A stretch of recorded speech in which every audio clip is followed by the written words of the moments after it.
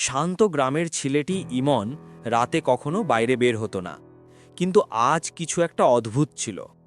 জঙ্গলের ভিতর থেকে নীল আলো বের হচ্ছে। ইমন কৌতূহলী হয়ে কাছে যায়। মাটিতে ছোট্ট পরীর ডানা ছিঁড়ে আছে।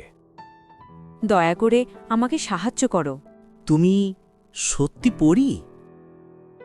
ইমন ভয় পেলেও পরীকে তুলে নিয়ে বাড়ির পুরনো চালাঘরে আনে।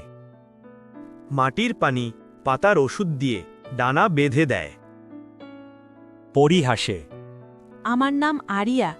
অন্ধকার ছায়ারা আমাকে ধরতে চাইছে, তাই পালাতে গিয়ে আঘাত পেয়েছি। জঙ্গলে কালো ছায়া ঘুরে বেড়ায়, গর্জন শোনা যায়।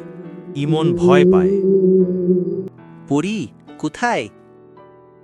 ইমনের দয়া দেখে পরীর ডানা ঝিলমিল করতে শুরু করে।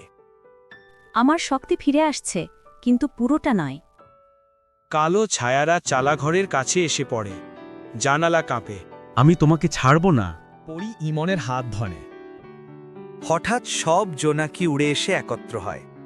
আরিয়া ফিসফিস করে মন্ত্র পড়ে। নীল আলো ছড়িয়ে পুরো ছায়াদের অদৃশ্য করে দেয়। আরিয়ার ডানা পুরোপুরি সেরে যায়। তুমি আমাকে শুধু বাঁচাওনি, তুমি পুরো জাদুর জগৎকেও রক্ষা করেছ। পরী ইমনের কপালে জাদুর আলো ছোঁয়ায়। তার স্বপ্নগুলো উজ্জ্বলভাবে দেখা যায়। আমি যাচ্ছি, কিন্তু তোমার দয়া কখনো ভুলব না। পরী আকাশে উঠে ঝলমলে আলো ছড়িয়ে দেয়। ইমন ওপরে তাকিয়ে থাকে। বন্ধুরা, যদি এই জাদুর গল্পটি তোমার ভালো লেগে থাকে, তবে ভুলে যেও না, লাইক, শেয়ার আর সাবস্ক্রাইব করে আমাদের পাশে থাকো। তোমাদের একটা সাবস্ক্রাইব আমাদের নতুন নতুন কার্টুন বানাতে শক্তি দেয়।